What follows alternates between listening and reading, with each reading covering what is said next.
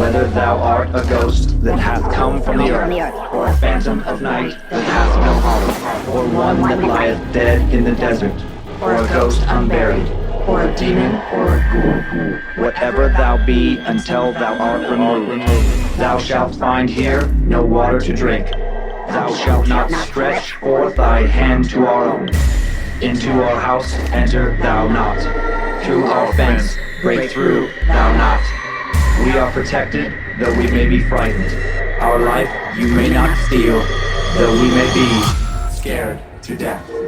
Welcome to the first episode of a second year of Scared to Death, Creeps and Peepers. Yeek. Yeek, I'm Dan. Hi, Dan. It's me, Lynze. Hello, Lynze. We have a GTFO, Get the Fuck Out fanny pack now in the store at badmagicmerch.com. We sure do.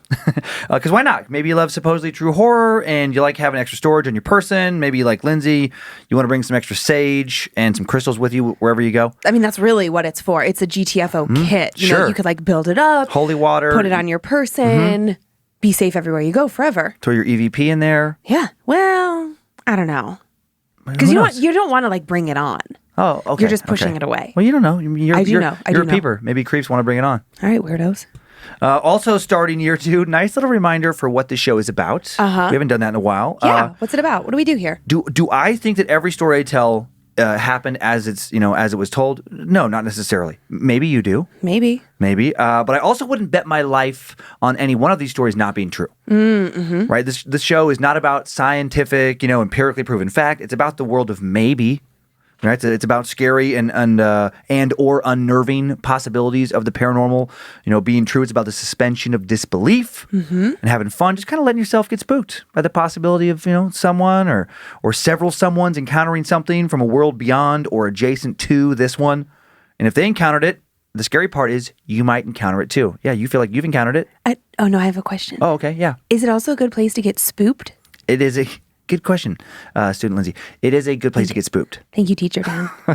So let yourself get spooked, let yourself get scared, so have fun. Stupid. Yeah, have fun with it. But that also is what the show is about. It's about exactly. Just getting silly, having fun, not about like, I don't know. Nah, that takes all the fun right out of it. It sucks all the fun out of it.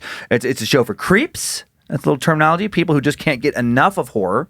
People who can handle all the horror you can dish at them. And peepers, people who have more of like a love-hate relationship with horror. That's me. Right? Hate being scared, but just keep coming back for more. Because it's kind of fun. It's kind of fun to get scared. And it's a show for you, where you can learn how not to be a Darren. Right? The person who, for reasons not quite clear, just refuses after one threatening encounter, after encounter, after encounter, just not to get the fuck out. Right. They just won't leave it alone. No, they can't help themselves. So did I miss anything? I think that's kind of all of it, right? Spoopy, Darren, creeps, peeps. You're Dan. I'm Lynze. It's about your socks. Oh yeah, which you can't. Lindsay's in pain. She's going through the medical process of figuring out maybe some surgery for her hips, and so she can't. Her body's a little messed up today. She can't show off the socks, but she's wearing them. I'm wearing such good ones. Fuzzy protection socks. They're like pink, and they have the evil eye on them, and they say "Look within." I mean, I'm looking at them, and they are so cute. They are. I've seen them too. They are cute. Back to 2 shows today for me after the big anniversary show last week. Do you mean 2 stories?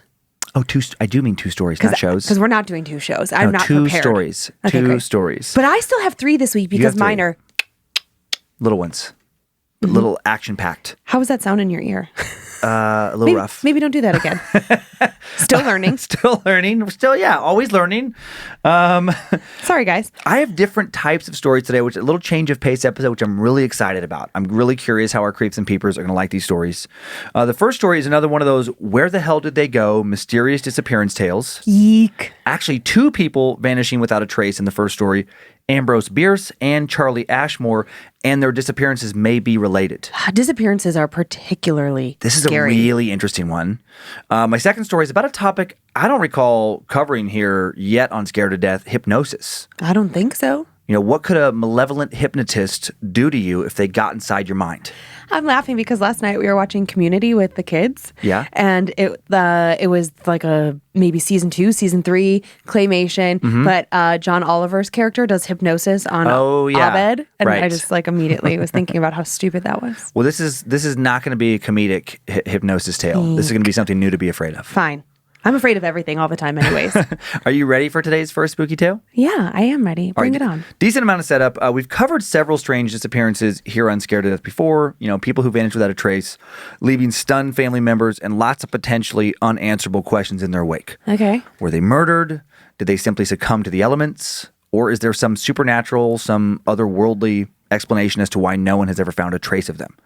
And if they're still alive, why haven't they revealed themselves? Are they unable to? Are they now only kind of alive, but somewhere else? In today's story, we're looking into not just one odd and unnerving disappearance, but two that may be connected. The 71-year-old Ambrose Bierce, I always want to say Pierce. Bierce is an odd name to me, had lived a long and fascinating life. He was a true Renaissance man who'd made quite a name for himself during one of the most tumultuous periods of American history. Ambrose was born in a log cabin at Horse Cave Creek in rural southeastern Ohio's Meigs County on June 24th, 1842. I'm from Ohio. You are. He was of entirely English ancestry. All of his ancestors had come to North America between 1620 and 1640 as part of the Great Puritan Migration, but their values did not rub off on Ambrose, who would later write sarcastically about Puritan values and people who made a fuss about genealogy. He was the 10th of 13 children. Oh my gosh. All of whom were given names by their father beginning with the letter A. Oh. Yeah, in order of birth, the Bierce siblings were Abigail, Amelia, Anne, Addison, Aurelius, Augustus, Almeda, Andrew, Albert, Ambrose, Arthur, Adelia, and Aurelia. Wow. His parents, Marcus and Laura, surprised their names weren't Alexander and Ariana, were a poor but literary couple who loved books and writing. This love rubbed off on Ambrose, and by 15, he'd left home to become a printer's apprentice at a small abolitionist newspaper called the Northern Indiana. Cool. At the start of the Civil War, when Ambrose was 23, he enlisted in the Union Army's 9th Indiana Infantry, fought in several major battles, including the Battle of Philippi, where his bravery was written about in several newspapers, after he carried out a daring rescue of a badly wounded soldier at the Battle of Rich Mountain. He'd later write about his wartime experiences extensively in his memoirs. A year after the close of the Civil War, Ambrose's military career resumed in mid-1866, where he joined General Hazen as part of an expedition to inspect various military outposts across the Great Plains. By the end of the year, he'd arrive in San Francisco, where he'd quickly become famous for his contributions to local newspapers.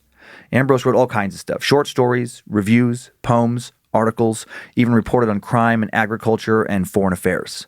For the next 20 years, he'd make his name as one of America's most influential journalists. He'd earned the nickname Bitter Bierce for his sarcastic, biting wit. And he also had a morbid preoccupation with death. At 16, he had a dream in which God and mankind had died, and he saw his own decomposing corpse. He'd later used this image in a short story. In fact, his stories often hinged on bizarre deaths. One of his tales began with the line, "Early one June morning in 1872, I murdered my father." Yikes. An act which made a deep impression on me at the time. Ambrose was obsessed with strange deaths and disappearances. And at the age of 71, he was still writing, working on a book about strange disappearances. A true creep, he became obsessed with the disappearance of Charlie Ashmore, a man who'd vanished from Quincy, Illinois. Time now for the tale of the vanishing of Charlie Ashmore and Ambrose Bierce. One cold November night in 1878, 16-year-old Charlie had left his home to go fetch water from a nearby well, and he never returned. His father and sister quickly went looking for him with a lantern. Thanks to the thin layer of freshly fallen snow on the ground, they were able to follow his clearly marked footprints. They followed him halfway to the well when his trail suddenly and strangely went cold. The footprints stopped entirely, without a sign of struggle, jumping, or sliding. There was a long string of solid, easy-to-follow tracks, and then nothing. It was as if he'd been suddenly whisked up into the air and deposited God knows where. His father and sister hurried to the well to see if, despite the absence of his tracks, he'd made it to the well and somehow fallen in. What they found made his disappearance that much more confusing. The water at the top of the well was covered in solid ice so solid it had to have been there for several hours, at least, long before Charlie left to visit the well. So what had happened to Charlie? His father and sister returned home, dumbfounded by his disappearance. Charlie's mother refusing to accept that her son had simply disappeared. She paced back and forth from the house to the well, looking for clues that were nowhere to be found. She explored this area for days. So sad. Finally, on her 4th day of searching, she claimed to hear Charlie's voice coming to her from several different locations at once. She had a hard time explaining what she'd experienced. She said it seemed like Charlie was calling for her from everywhere around her, shouting, "Mother! Mother!" And she shouted back, "Charlie, where are you? Tell us how to get to you." But she never got a reply. Despite returning frequently to the place where she'd heard his voice, she never heard it again, well, at least not as clearly as that first time. For months and months after Charlie's disappearance, family and neighbors would claim to hear Charlie's voice, but it always sounded like it was coming from further and further away. Over time, his calls grew fainter and fainter, and his voice seemed to come from a greater and greater distance. A newspaper reported that the voice seemed, quote, to come from a great distance, faintly, yet with the entire distinctness of articulation. Yet none could determine its direction nor repeat its words. The intervals of silence grew longer and longer, the voice fainter and farther, and by midsummer it was heard no more. Where was he? Was he trapped somewhere? Ambrose Bierce began to wonder if Charlie was trapped in some type of parallel dimension, some kind of world right next to or somehow otherwise just beyond this one. He theorized that people could fall into holes that would lead them into different dimensions. And this wasn't some concept that Ambrose came up with by himself. Many others had also wondered if this was possible. Ambrose was particularly attracted to the theories of German researcher Dr. Herrn Leipzig, who speculated that there were certain holes in our reality through which animate and inanimate objects may fall into the invisible world and be seen and heard no more. What? This invisible world was postulated to be some sort of plane of existential limbo, where one could both cease to exist, yet still also exist at the same time, where one could be completely invisible to the world around them and unable to interact with it in any meaningful way. Bierce concluded that these holes, these vacuums, whatever they were one of the causes of cases where people simply spontaneously disappeared into thin air. Writing, "But let us suppose that cavities exist in this otherwise universal medium, as caverns exist on the earth, or cells in Swiss cheese. In such a cavity, there would be absolutely nothing. It would be such a vacuum as cannot be artificially produced, for if we pump the air from a receiver, there remains the luminiferous ether. Through one of these cavities light could not pass, for there would be nothing to bear it. Sound could not come from it, nothing could be felt in it. It would not have a single one of the conditions necessary to the action of any of our senses. In such a void, nothing whatsoever could occur. A man enclosed in such a closet could neither see nor be seen, neither hear nor be heard, neither feel nor be felt, neither live nor die. For both life and death are processes which can take place only where there is force, and in empty space, no force could exist." Sounds like a true hell. One where you could never fully live, you're never fully alive, but you can also never die, forever unable to find rest and peace. Sounds awful. And then while obsessed with Charlie's vanishing, shortly after musing about these voids, Ambrose himself would also disappear without a trace. In October of 1913, Bierce, 71, departed from Washington, D.C. for a tour of his old Civil War battlefields. By December, he'd passed through Louisiana and Texas, traveling by way of El Paso into northern Mexico, an area currently in the throes of the Mexican Revolution. On November 6, he wrote a short letter to his niece, Laura, which concluded, "I shall not be here long enough to hear from you, and don't know where I shall be next. Guess it doesn't matter much. Adios, Ambrose." She never heard from him again. He then wrote another letter over a month later on December 26 to a close friend, Blanche Partington. He closed the letter by saying, "As to me, I leave here tomorrow for an unknown destination." Strange final words for a man who would then vanish. No one ever heard from Ambrose again after this letter, or saw him, or found any of his remains, or any trace of him whatsoever. In 1919, a close friend of Bierce, George F. Weeks, set out on a quest to try and track down what had happened to him. Nothing. He found nothing. There was also an official investigation by U.S. consular officials into the disappearance of an American citizen. Also nothing. Others searched, and just like Charlie Ambrose's family, they could never find Ambrose Bierce. Theories abounded over what may have happened to him. Was he killed by Pancho Villa's men, or captured by Huerta's forces? A casualty of the war being fought in the area he was last seen in? A California dentist named Adolf Danziger claimed that Villa admitted that he ordered Ambrose's execution after the author said he was leaving to join up with another sectarian leader of the Mexican Revolution, Venustiano Carranza. but historians have found this explanation to be highly unlikely. An American soldier named Tex O'Reilly later advanced the theory that Bierce was killed by Mexican federal fighters while drinking at a cantina in a mining camp called Sierra Mojada. Some scholars believe he was killed in the siege of Ojinaga in January of 1914. Others speculate that Bierce's final letters were a ruse and that he never actually went to Mexico, but instead committed suicide. And there are more theories, and they all have one thing in common: zero evidence that they're correct. Nothing has ever been recovered, not a scrap of clothing, not a notebook, of which he had many or any human remains. Was Ambrose right about those strange portals? Is he trapped between life and death? Not long before he disappeared, Ambrose wrote in one of his notebooks, "Death is not the end. There remains litigation over the estate." What exactly did he mean by that? Did he figure out a way to access some other dimension? Is Ambrose today just a dusty pile of unfound bones buried somewhere in Mexico? Or could he still be? Is he in a realm just slightly adjacent to ours, along with Charlie Ashmore? And if so, how many others are with them? Yee. Right? A little unnerving story. I just don't like the idea that there's some sort of weird otherworld black hole that I could possibly fall into. That was never something I thought of as a possibility. Now you have it. So now I have more things to be worried about. More crystals that I need to get to protect myself. Here's a picture of Ambrose Bierce, if you're curious. He's very cute. He's a handsome guy. He's a handsome guy. He was.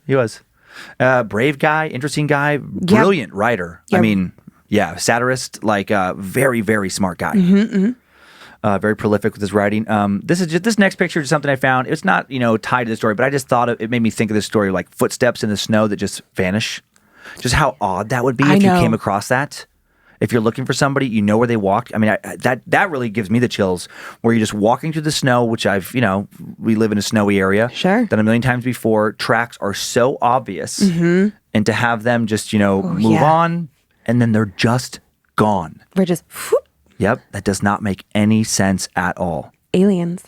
Maybe, yeah. So many possibilities. You know how I feel about that. This next little GIF may not explain these two disappearances, but this is an example of a dad making his son's nose disappear. Son does not care for it. Hilarious. And maybe if we can figure out how the dad did that, we can figure out how these guys disappeared. Do you think that I can just It's related. take it? I don't know. This guy could. This guy has the magic nose trick figured out. I just love how the son gets so upset. And kids are so funny that way. I know that there's like a small window when you can do the nose trick on a kid and really have them get upset. And I remember Ellie, my niece, just give it back. Like she thought I'd genuinely taken her nose. She's a funny kid. And you can find these pictures, the gifts, by the way, at the oh my God. You're on the wrong podcast. I'm on the wrong podcast. Scared to Death's Instagram and Facebook is what I wanted to say. At Scared to Death Podcast. Now you have it. But since you said Timesuck, just when you were talking about the mom could hear her son calling out mother. Yeah. Did you think of mother? Yep. You thought of Ed Kemper? I just thought you needed to do that once for all of our Timesuck listeners who Mother, come find me, mother. What if that's what she heard? Oh man. For the people who don't listen to Timesuck, that must be so weird. A weird reference to Timesuck, a weird Ed Kemper voice. If you're like, what is happening?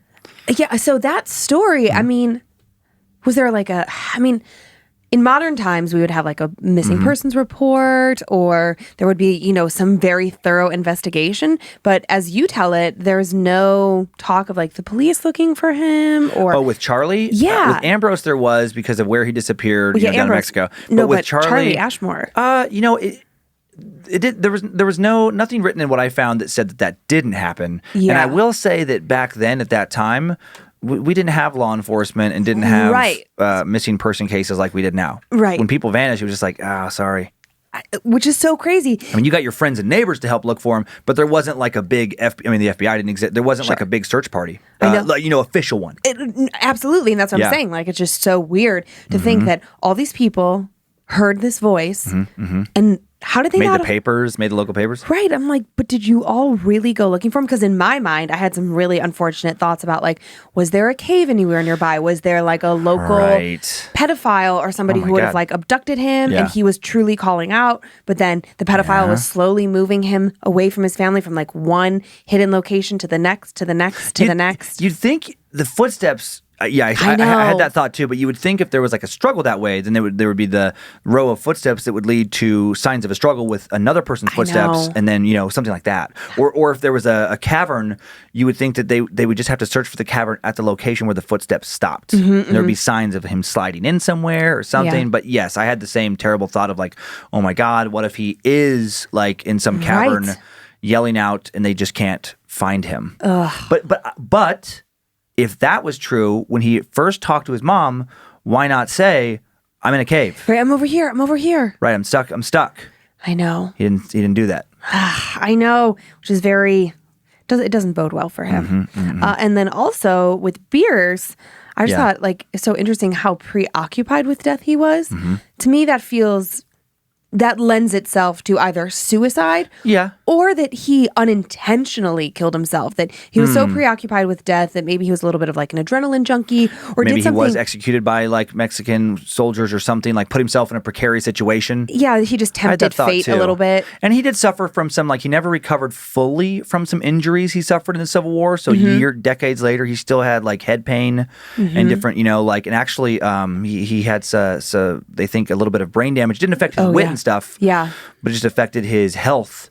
And that, later in life, maybe he was sick of the pain. Yes, there could be that argument. But still odd that he would just vanish so completely. And especially when you connect it to his final thoughts, where his brain was at the end and his obsession with Charlie at the end.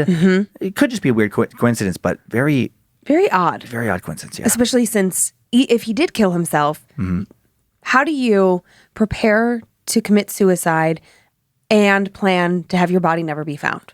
Correct. Like, that's such a specific correct. kind of death. Yeah, that doesn't make a lot of sense. Right. That angle that he never left D.C. and that he wrote the letters as to fake people out. I don't know. I don't know. Just feels a little peculiar.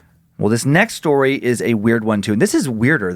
I'm really excited to tell this next story. Okay. Are you ready for some hypnosis scares? I mean, you ask me that every week, and every week it's sort of like, listen, I'm here. I just have to take it.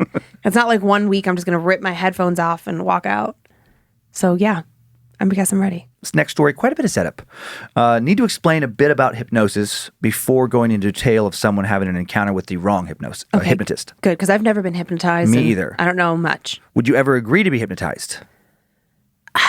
Maybe if I was like trying to quit smoking or kind of like get through a thing. But when sometimes you're at like a fair or, some like live game show and they're like, I'm like, no, thank you. I don't want to embarrass myself in front of everyone. Yeah, I have zero interest in hypnosis. I'm aware that my fear may not be remotely rational, but the concept of hypnosis always has freaked me out.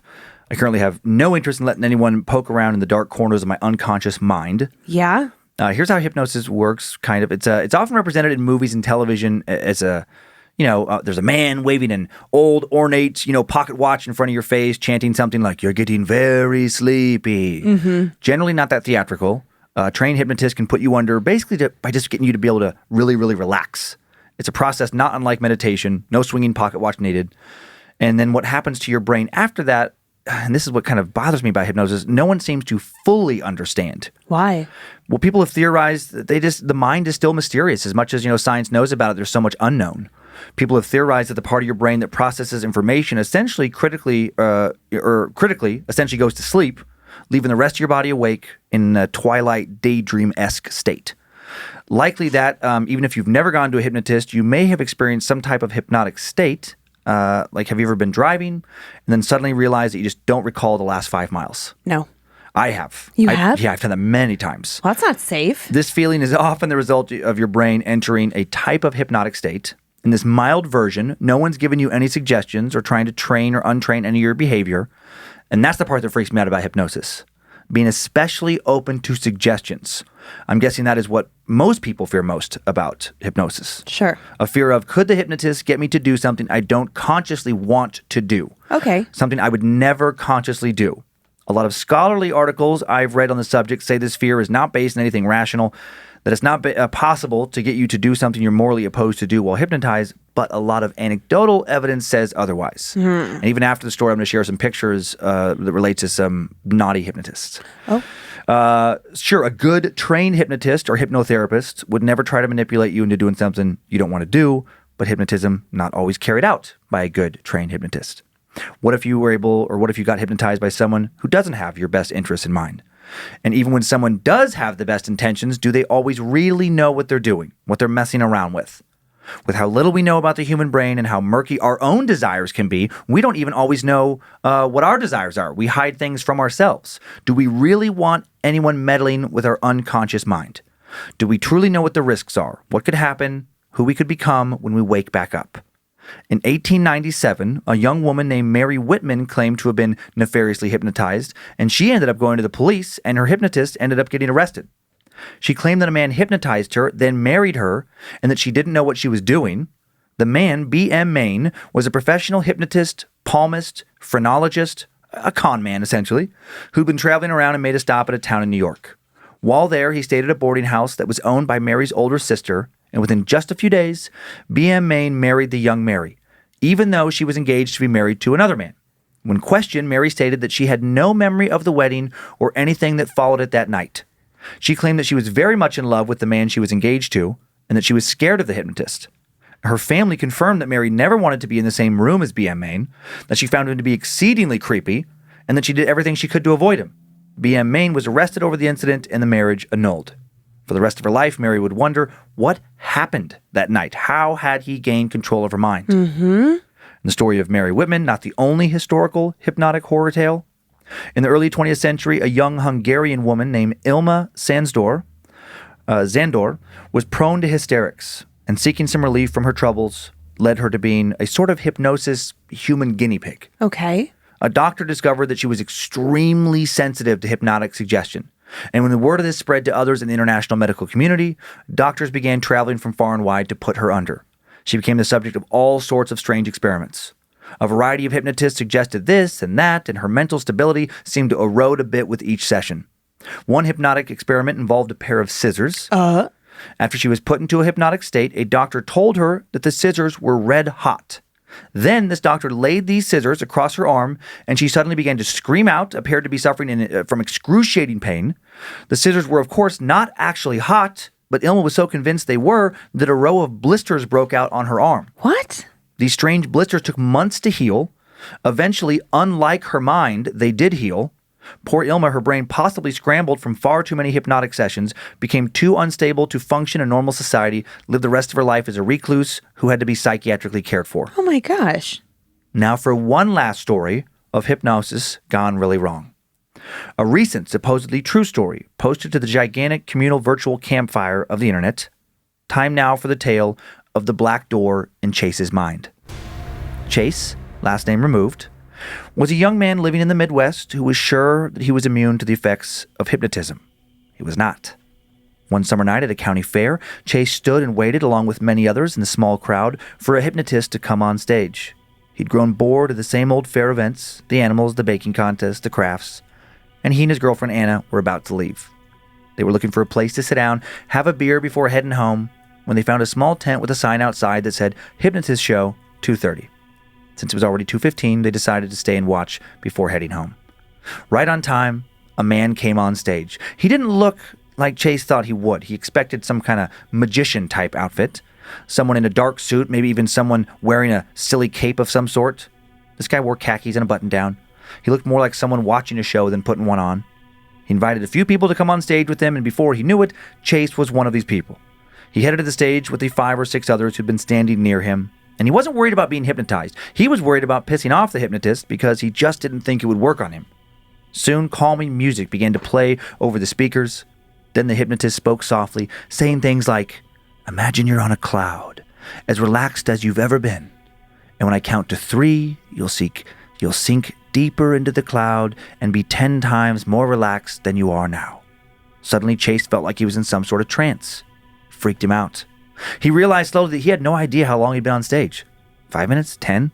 Was he hypnotized? He couldn't tell. He was still aware of his own body. He could still see the crowd below him. Did that mean it wasn't working? He felt very confused. He then noticed the hypnotist ask a woman on stage with him to step forward, and he told her, "You're in a band. Imagine you're playing an instrument. Play as loudly as you can."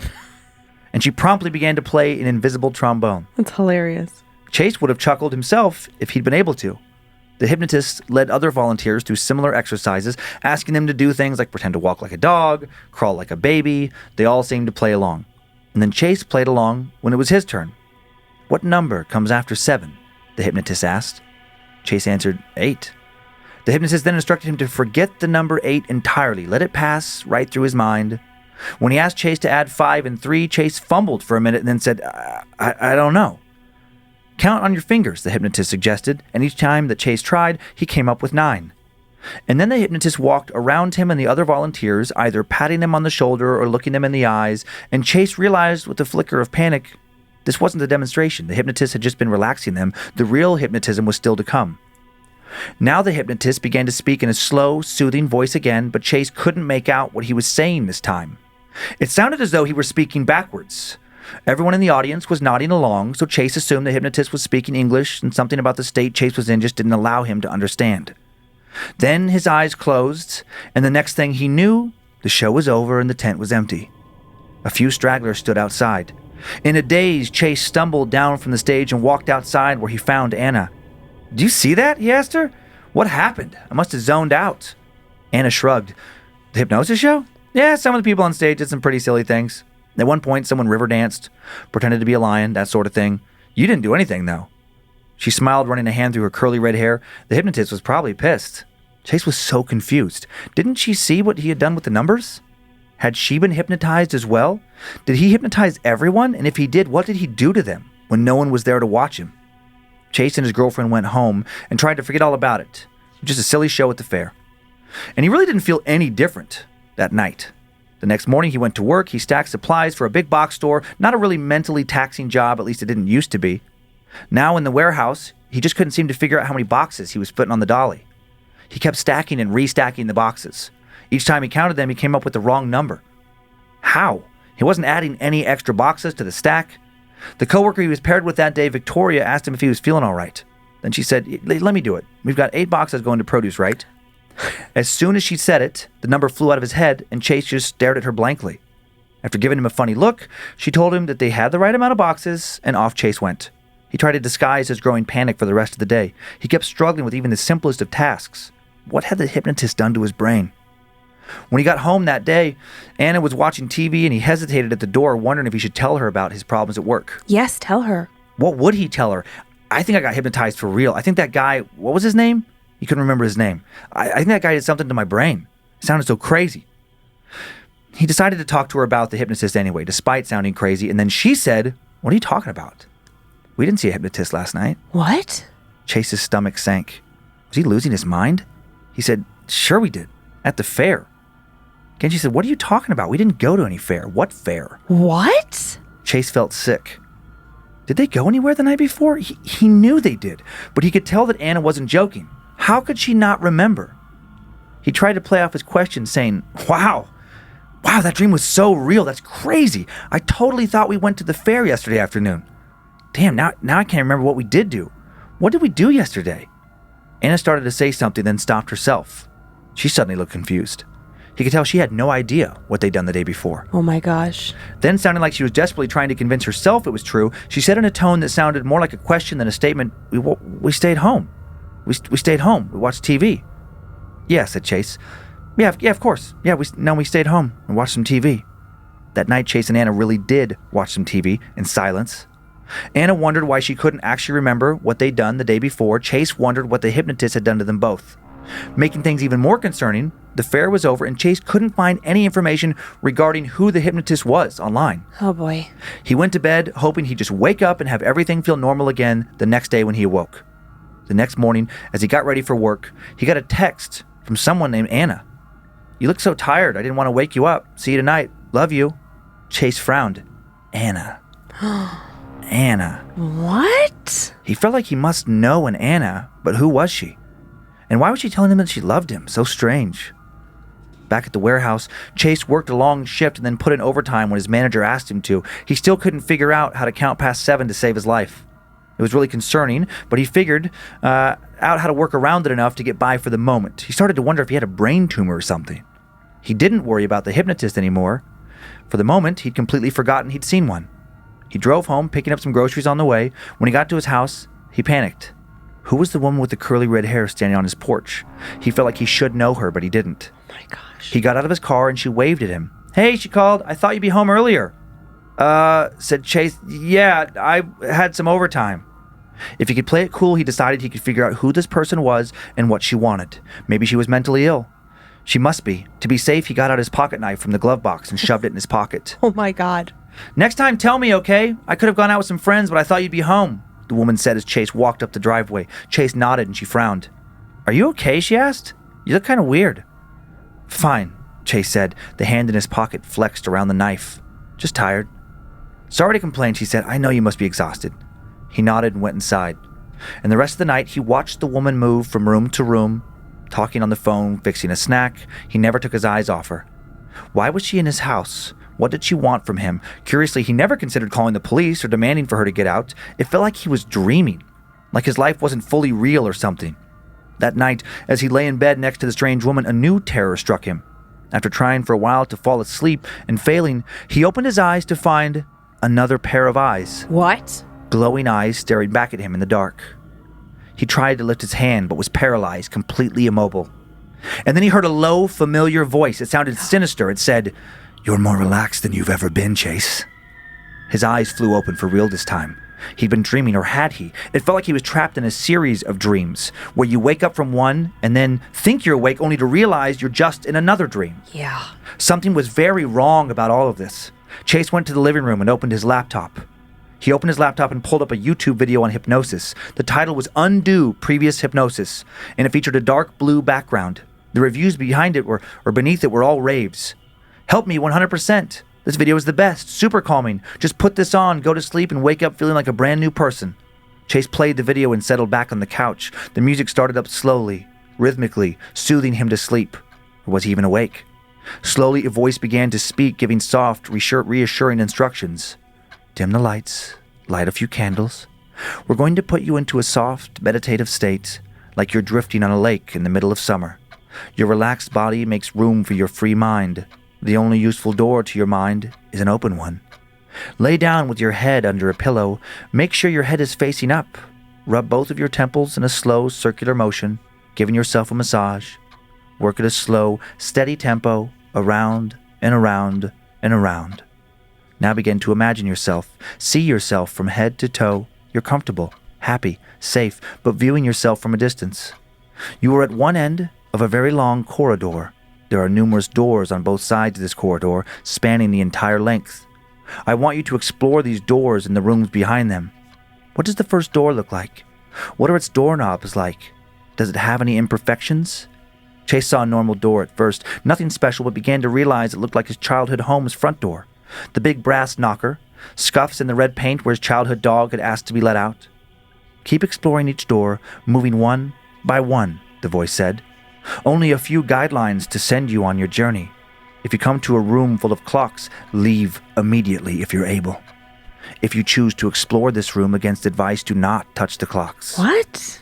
Chase stood before his childhood house's door and looked down the corridor. At the very end was a solid black door, a door that scared him. The voice continued, "Not all that takes residence in your mind harbors benevolent feelings towards you. You must on some level know this. A reminder never hurts. It can be good to ask these entities questions, but it also is good to know when to run. If you find something in your pocket, use it." Chase felt around in his pocket. He wasn't wearing pajamas. He'd gone to bed in his work uniform. In his pocket was the knife from the car. Oh. "Last but not least, follow your gut instinct about the doors," the voice said, before adding, "Sometimes curiosity really does kill the cat." What the fuck?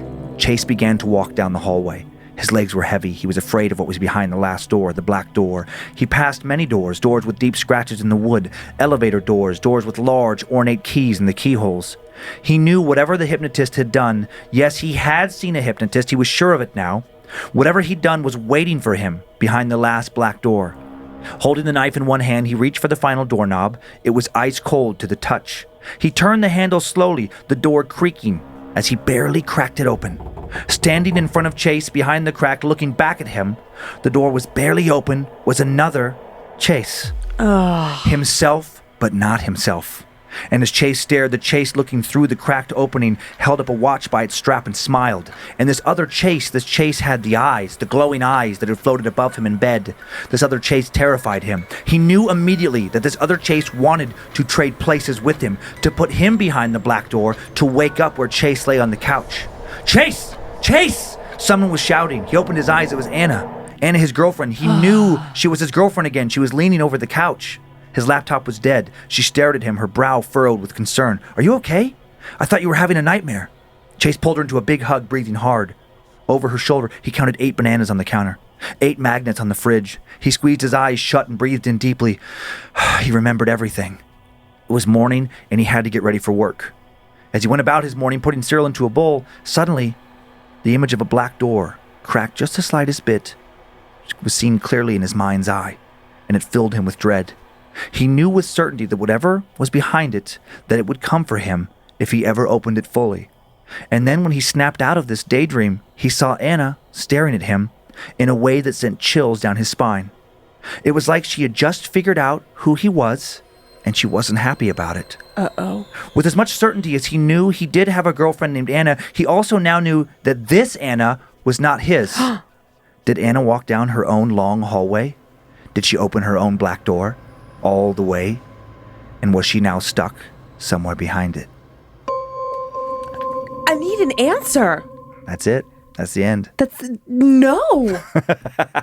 Isn't that an unnerving story? I don't like that ending. Did she kill him?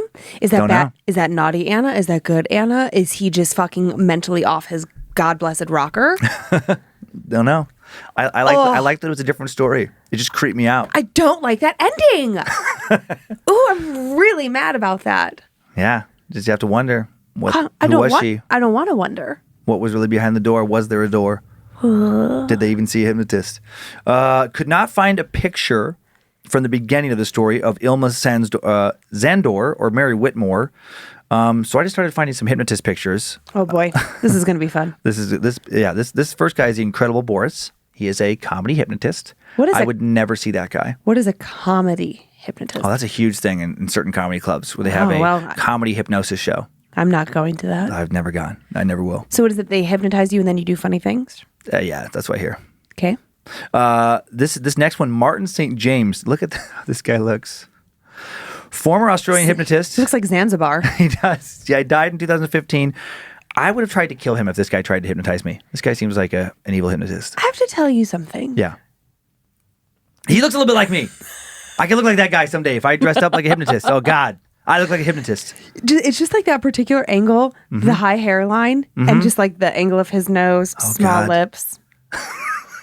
This next one. Are you trying to tell me something? No, I'm not. I didn't even notice that. Now I wish I would have never found his picture. That is amazing. This next one is Wayne F. Perkins. Why does he terrify me? Well, he looks like a Scientologist. He does. He does. He's coming for your soul. He's master Dianetics. He's going to, what's that the process that they do? Audit. He's going to audit you. He's going to audit me. That's a whole new kind of auditing. Finally, a truly scary hypnotist. This is Michael Fine, a former Ohio lawyer and hypnotist sent to prison for 12 years in 2016 for hypnotizing, then sexually assaulting 6 women.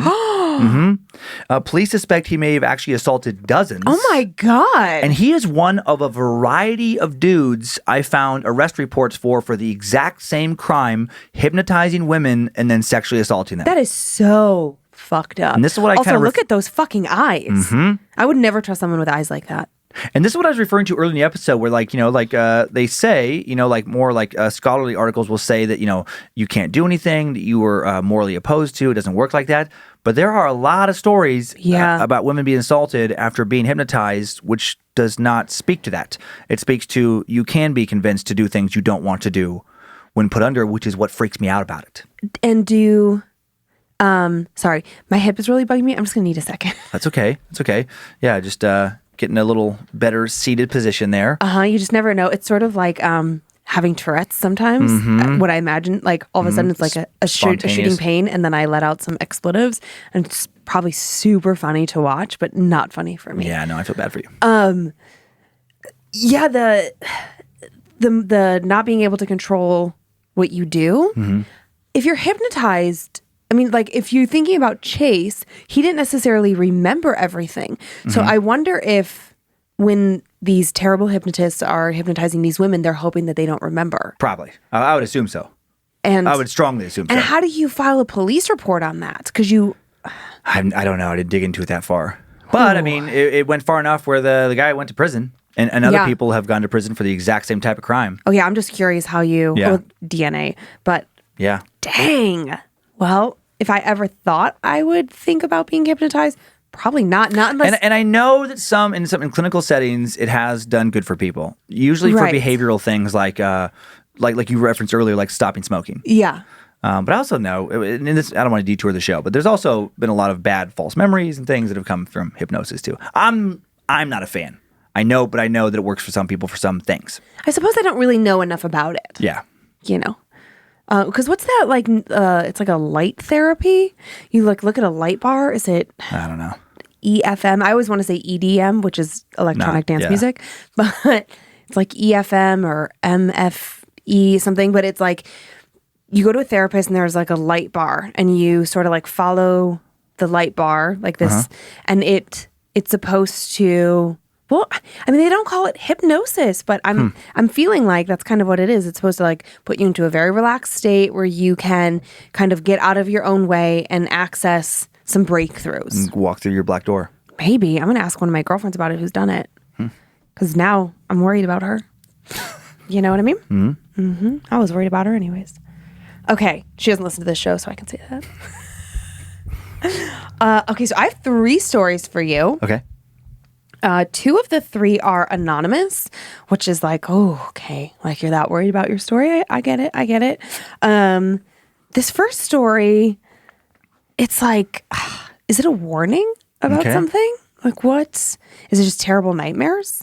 I don't know. Do you have Layla? I got Layla. So, okay, does she still smell good? Mm-hmm. You have 3 Laylas? I only put out 2 and I hid the 3rd one in the set. Oh, geez. So maybe someone will see it. Okay. A little Easter egg.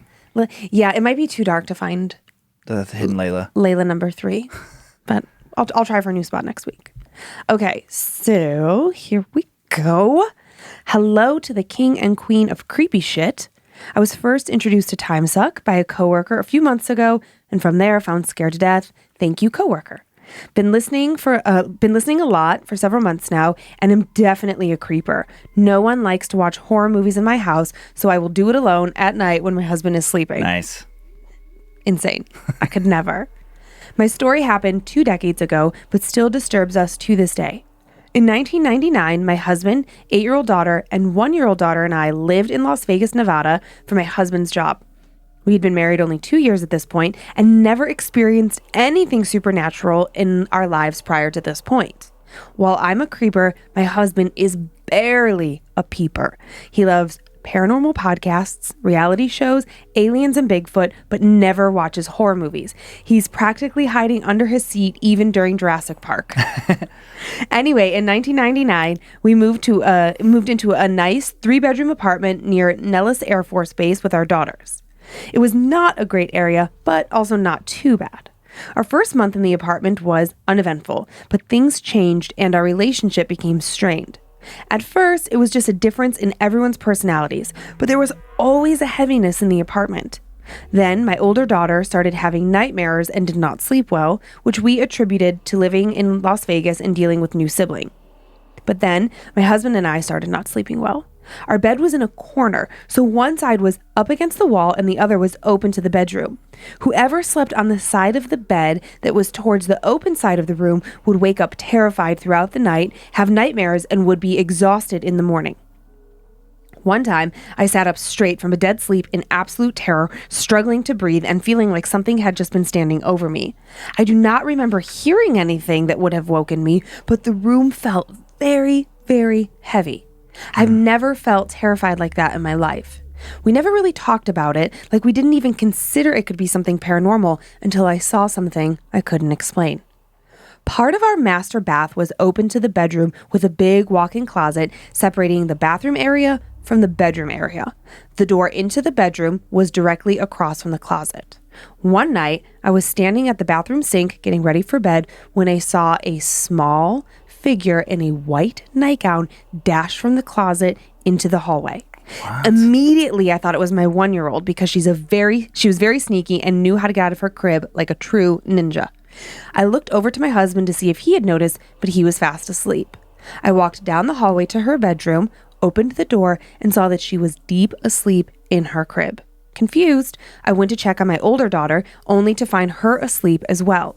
I quickly walked around the apartment, checked all the windows and doors, but found nothing to explain what I had seen, and it's not like we even had any pets. Shortly after this, my husband started having the most vivid nightmares of his entire life. Now, he's a big man, 6'3", 260, ex-military, lifelong martial artist. Nothing could so much as scare my husband, except for dinosaurs. I had never known him to have nightmares, but he started waking up screaming, covered in sweat, and completely horrified night after night because of a nightmare. This is exactly what started happening. One night, after he had calmed down, I asked him about his dream, and he told me. His dream takes place in a vast wasteland with dead trees, rolling hills, and a dark sky. He's on a trail that seems to disappear into the horizon in either direction. He's holding onto our younger daughter in his arms and feeling very nervous. His nervousness quickly turns to fear when he sees a tall figure behind him on top of a hill. The figure is all black, very tall, with long, skinny arms and a large, bulbous head. It starts running towards him faster than it should be possible. My husband immediately knows it's coming for our daughter, and he has to protect her. He's terrified, but more afraid of that thing taking our baby. So he starts running as fast as he possibly can, screaming at the top of his lungs. This is how he would wake up, screaming, terrified, and covered in sweat. My husband had this dream at least a dozen times while we lived in that apartment. Every time the figure would get closer and closer to him, but no other details ever changed. Until one nightmare, the thing had taken our daughter. My husband was terrified of the creature, but had to get our daughter back, so he chased after our daughter with completely wide open eyes of terror. Every dream after that, until we moved away months later, was my husband chasing the creature that was getting further and further away with our baby in arms. After we moved back to Utah, my husband never had the dream again, and we all slept much better. Stay safe, keep sucking, and forever scaring. Weird. The part that creeped me out the most was that I don't know why the thing being little. I know. Creeped me out more. That is such. That has always creeped me out a little bit extra when it's like, and for some reason the little nightgown on the little thing. I know. Makes it creepier. I know. It makes me think of our opening. We have like the white gown person. What? In the opening of our show. In the video. Oh, I thought you were talking about like, for some reason I was thinking of like her house or something. I'm like, what the fuck are you talking? What if right now I was like, so. Yeah, that reminds me of the little person in the nightgown I see all the time at the house. Like, wait, I'm sorry, what? It's our little friend Susie, who lives with us. Oh my gosh. But honestly, like, what do you think would have happened if they would have stayed? That's where my mind went. Like, it felt so foreboding. That something was going to happen to one of their daughters, whether like an entity was going to attach to the daughter or a sudden, Hat Man. What's the really tall, skinny guy? And Slenderman, like a Slenderman type character. Like some shadowy person, like looks like that. Yeah. Yeah. Yee. Okay. Now, just so you have one less thing to be afraid of, Slenderman. I know is not real. Yeah, creepypasta. But maybe based on real. There you have it. There you have it. There you have it. Okay, now you're back to being scared. Good. Okay, good. I thought this story, I mean, it's spooky for sure, but I just kind of like loved the context of it. I worked in bars and restaurants, well, a bar and restaurant when I was younger. And for all the times that I was there alone, I never actually like saw anything that was paranormal or, nothing ever fell down. But it is so incredibly uncomfortable to be in a building like that all by yourself in the complete darkness. Like when you're, if you work in retail, when you're opening up, just anytime you are by yourself, it's, I don't know. Maybe that's why I'm scared in our house. Just being alone is terrifying. Are you okay over there? Did you swallow something? There's so much smoke in the air. I know a lot of people know. Yeah, he's gonna be okay. But yeah, there is so much smoke in the air. I know like a lot of people in Oregon and California are obviously having it pretty awful right now. And we're definitely thinking about you over here in Coeur d'Alene. Well, there's no fires in our proverbial backyard, there are some pretty close. And so we're recording on a Tuesday. On Sunday, our air quality was worse than Portland's. Like it was literally off the charts, as I know Portland's was as well. Or I shouldn't just say Portland, Oregon. And today I saw that it's finally come back down to like 290. Jeez, which is still like worse than any notoriously polluted city in the world. Yeah. So it's, taking its toll on everyone. Okay, so this story takes us to a haunted bar in Wales. Oh, wow. I think is a fun new location. And I'm just going to say this now. There are 2 Welsh words in this story. Yeah. One, I was able to listen to a pronunciation and get the other one. I am not even going to try. Certain Welsh words, it's like the Celtic language and some of that stuff. I've come across that stuff as well. And it's like, wait, what? Yeah, the name of the city where this takes place is Llangrnog. So like if I was just guessing, I would have said like Llangrannog or something. That is not it. Lancelot? Sure. Whatever you want to be. I would love it if that word was pronounced like Smith. It was more like Sure. All right, so here we go. Hey, Dan and Lynze. Firstly, I'd like to thank you for all of your amazing content. Got hooked on Dan's Timesuck podcast at the beginning of this quarantine and found this soon after. Yes. You're both awesome. Thank you from across the pond. And then he says diolch, which is Welsh for thank you. Okay. That one I got. Good job. Thank you. My name is Hugh Evans, and my family lives in a remote seaside village in West Wales in the UK. Not saying the name. I already spelled it. The village can trace its roots back to a Celtic fort, which was perched on the nearby cliffs almost 2,000 years ago. Wow. It's been home to saints, sailors, many drunkards, merchants, activists, and more recently, many tourists. There are currently 2 pubs in the village, and though having worked in both, and both are allegedly haunted, it is in the Ship, which this story takes place. I'd initially worked there for a few years in the kitchen, though never really experienced anything of note. The barmen and barwomen would tell of odd experiences that were unexplained. As would a few past residents, stories of people at the end of their bed, old men at the bar who had vanished, and footsteps, so on and so forth. When I was old enough to work the bar, I took as many shifts as possible and got to know the owners particularly well, who then started giving me more and more responsibilities. After a year or 2, I started doing the later shifts by myself when a coworker wasn't needed, and quickly noticed that one of the owners, who lived upstairs in a separate wing of the pub, would never stay around when I locked up. I remember asking the owner himself why he'd always leave as I was closing up. He responded by saying he felt particularly uneasy when he was alone downstairs. I thought nothing of it until late one night in the summertime. It was the end of a busy shift, and it was my coworker's turn to leave early, which left me to lock up alone. I remember as I was cashing out the till, my eyes kept being drawn down a corridor, which led down to the game room and to the toilets. The only lights which were on were the ones behind the bar. I'd locked the doors and closed the windows and knew I was the only person left in the main building. I thought I may have forgotten to lock the cellar door or the barrel room or even the windows. So I ventured down there in the dark to check that all was locked and shut. It was. No problem. Feeling reassured, I finished my work behind the bar, though something was still drawing my eyes down this dark corridor. I double-checked the front door once again, then went to turn the lights off behind the bar, leaving me in darkness to walk upstairs, through the restaurant, and out through the kitchen. As I was about to turn the lights off, the hairs on the back of my neck stood up and chills ran down my spine. I thought I was being silly. I turned the lights off and began to make my way to the stairs on the other side of the bar.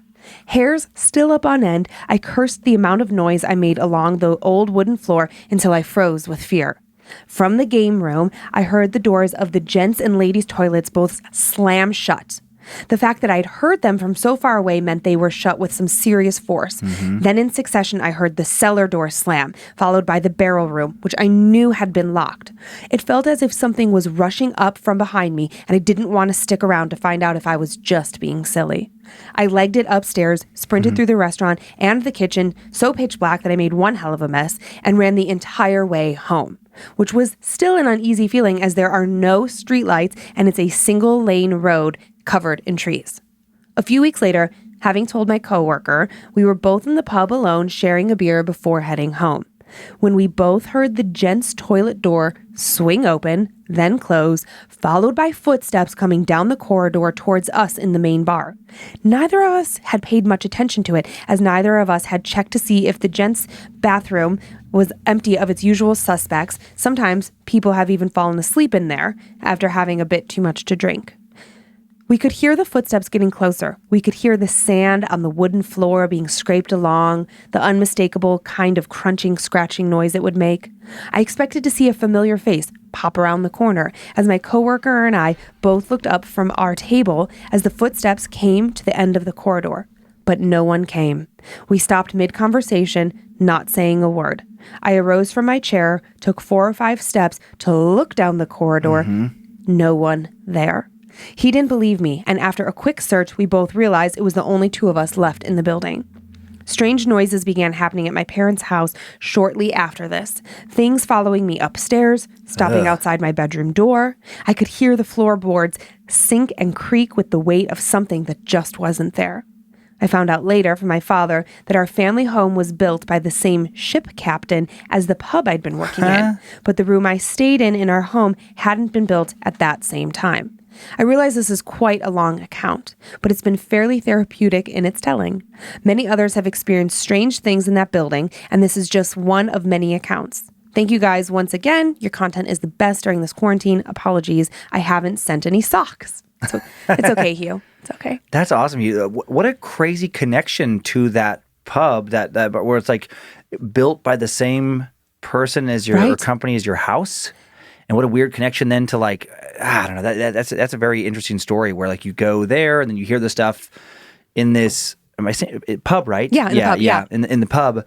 I don't know why, even though I spent time over there, I still get confused. I'm like, are all the bars pubs? Do you call it? But anyway. And then, no one cares. It's okay. No one cares. And then to go back home, and then it just makes me wonder like, is it some entity that's related to the initial, like when the first people worked in that bar and they also live in that house? I don't know. Just, very interesting story. I felt like very much that it was related to the old ship captain who built the pub and built their house. And if his bedroom was not built at that same time, it would make sense that whatever is haunting, like if it is like that captain, let's say, if he's visiting all of the places that he previously built, it would make sense that he wouldn't go stop and not go into Hugh's bedroom because, you know. Yeah, I mean that's one of those things where like you wonder about like, you know, people like spirits trapped in a moment of time, where if like the spirit is in some plane that relates to the time that person was actually alive, and that's why I don't know. Okay, creepy. Now this last story is also anonymous. Okay. Now wait, you said anonymous. Oh, like the first. Okay, the first story was anonymous. The second one wasn't. Now this one is also anonymous. Yeah. And it's anonymous because it's written from somebody who's active in the military right now. Okay. And so, as you guys know, if you've been listening at all, anytime that we have like a police officer, someone who feels like they should be very accredited, it just freaks me out that much more. You know, it's like, and I know it's that not in their best interest to report, or their job makes them very analytical. Yes, yes. And I know I have gotten your messages. I know that not all of you agree with that. And some of you feel like, well, police lie on police reports all the time, like blah, blah, blah. Okay, we could all fucking lie. Yes. I'm just saying that, like, traditionally speaking, we put a lot of faith into the military or a doctor or a teacher. Like, those are the people that we traditionally think of to be above making this kind of shit up. Yes. Okay. So, this is intense, I think. And it's going on right now, which I think also ongoing. Okay. It is currently happening. So our writer says, "Hey Dan and Lynze, huge fan. Started on Timesuck and made my way over to Scared to Death." All 3 people said that today. Oh, I that's so nice. Yeah, thank you. Thanks, guys. I often have Scared to Death on in the background throughout the week just to get through the days, anxiously waiting for the next episode to drop. Thank you. Keep up the creepiness. It really means a lot to some of us. Just to put this into context, I am an active duty Air Force nuclear missile officer. So much smarter than me. Right. Okay. Yeah, that's okay. You got some heavy clearance. Because of my clearance, I can't really tell you much, but in light of COVID-19, we have been dispatched to missile fields for weeks at a time. Instead of our usual 24 to 48 hour tours, we are away from our homes and loved ones, out in the middle of Nebraska, Colorado, or literally the middle of nowhere. Some sites are near abandoned schools, and one is actually right next to an old, creepy children's cemetery. And as you can imagine, weird shit happens all the time. Looking out, there is nothing to see except corn and windmills and the occasional cow. It's incredibly sobering. Anyways, I wouldn't say I'm a skeptic, but I've never really had anything spooky happen to me. That being said, I have the utmost respect for all things spiritual, and I don't test the waters. Part of my job entails going underground, sealed off from the world, surrounded by equipment from the 1950s. It smells like the 1950s. Things creak and groan all of the time. It's a hot, hot mess. These sites have been the only place I've experienced weird stuff. I'm sure a lot more things will happen in the future, but in the last 2 months, my crew partner and I have been chased by a dog-like creature in the tall grass next to the road as we've driven. I've had cabinet doors not even 3 feet away from me open on their own. Again, remember, I'm sealed off, so there's no breeze. And the doors just stop halfway open. Me and my crew partner hear tapping on the walls and on the ceiling, which are metal, and it echoes and radiates. We tell ourselves it's the humidifier just to get ourselves through our shifts. We have sleeping mods underground surrounded by lots of communication equipment, and depending on how close you sleep to them, dreams can be incredibly clear and vibrant and scary. Always scary. My crew partner was woken up by the distinct sound of someone screaming, "Hey!" in her ear, but there was no one there. I've sat with the cops who are dispatched with us in the middle of the night, and we've heard little footsteps running down the hall and children giggling. What? Their doors have closed on their own, even when propped open, and their window horizontal shade blinds will violently shake and then suddenly stop. I always feel watched when taking showers, and weird shadows will move through the halls. The phone lines are all installed through the ground in a web to different sites, and sometimes whispering can be heard when we make phone calls on the phone. Oh, and the phone will randomly ring when no one is at the other end. Being out here for weeks, we really all get to know each other, and sometimes you can tell when someone has experienced something spooky but chooses not to share. The most recent experience that really did me in for a few days involved just me and my crew partner.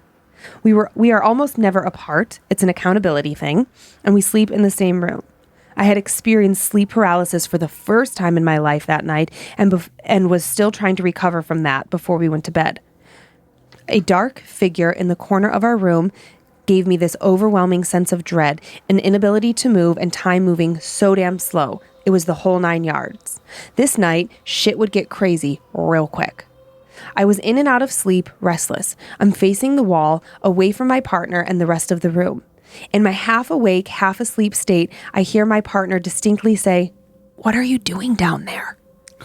To which I replied, "Down where?" without turning around. There was a brief pause, and she says, "Never mind." I thought maybe my crew partner was sleep talking. Maybe I had dreamt it. The following morning, as it turns out, my partner says that she distinctly heard voices coming from the floor right next to her bed for almost 30 minutes, and she thought perhaps I was on the floor talking to someone on the phone or watching something on my laptop, as I had done this before.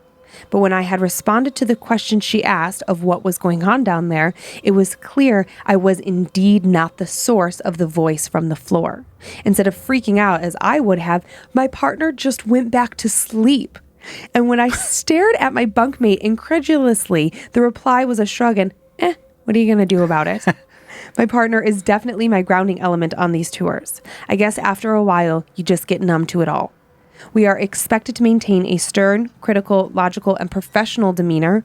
Many of the newer enlisted personnel come to us wanting to hear these kinds of stories, and we are advised against stirring that pot. Since listening to Scared to Death, I have rediscovered my love for crystals, tea, nature, and all things bright, light, and good energy. If our tours continue in this manner, I'm definitely going to need all the spiritual help I can get. Thank you so much for everything you do. Stay safe out there. Your biggest Air Force fan. Aw. Can you imagine? Thanks for your service. And that's crazy. What an interesting experience they're having. To be underground. You're in in a old fucking silos bunker. Or whatever these things are. Yeah. What? And then you see and hear these things and you can't leave. Right. There's no GTFO. Right. Because there's like severe career repercussions for leaving, I would imagine. Yeah. Like possibly a court-martial for just like deserting your post and that type of post. Yeah, and then they're like, oh, you heard something? Sorry. Oh, sorry, the little ghost that lives down there was trying to talk to me. Crazy. But that, I mean, on so many levels, first of all, I could not do this person's job. Because I couldn't be underground. Be isolated like that. I mean, I guess you're with one person, but still. No, thank you. What if you hate that person? And I bet you often do. Right. You know, it's not like you're going down there with your buddy to have a few beers and like have a little retreat. No cell reception. No, like, actually, fan, if you're listening, I don't know if it's against the rules, but like, can you take some video? Probably against the rules. Probably very, very against the rules to share that video. Maybe. Now, Dan, before we continue on, you know what part of the show it is, right? It's birthday time. It's shout out time. Shout out time. Now, I didn't do any shout outs last week because we had such a robust episode. So the shout out list is very long this week. Okay. Let's go. Settle on in. All right. So we're going to start with some happy birthdays. Here we go. Happy birthday to Ethan James from your mom, Katrina, Logan, and Buddy. Happy birthday to Harley from Nick. Happy birthday to Chelsea from Tyler. Also, hail Nimrod Tyler. Happy birthday to, Terriona. Happy birthday to Steven from Trisha. Happy birthday to Bradley from Brooke. It's your 30th birthday. Your 30s are amazing. Welcome to it.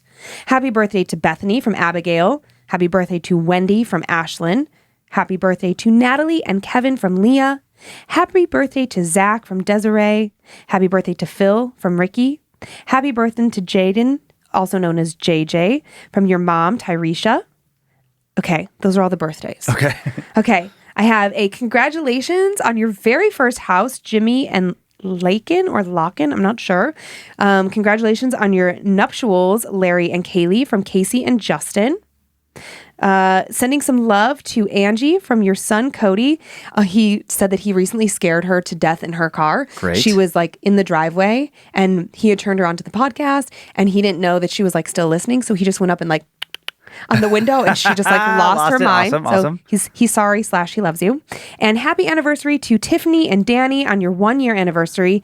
Happy anniversary to Ashley from your Buggy Bear. Cute. Bless.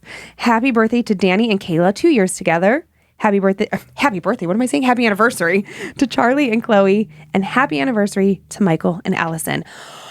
I'm shouted out. A lot of happiness. Yay, happy. I know, it is kind of nice to end like our potentially mentally challenging show on a good note. And thanks to everyone for the continued ratings and reviews. We were actually number 1 on the download chart for on the iTunes fiction category download chart, which I don't consider this totally, I mean, obviously fiction, but that's the closest category. Yeah. Like storytelling. Dan, you don't have to justify it. It's exciting no matter what. It's exciting. And thank you to our fans for getting us there. Because that's not something that we did. That's what you guys did. Absolutely. And thanks for continuing to send in your personal tales of terror to mystory@scaredtodeathpodcast.com. You can email us for everything else at info@scaredtodeathpodcast.com.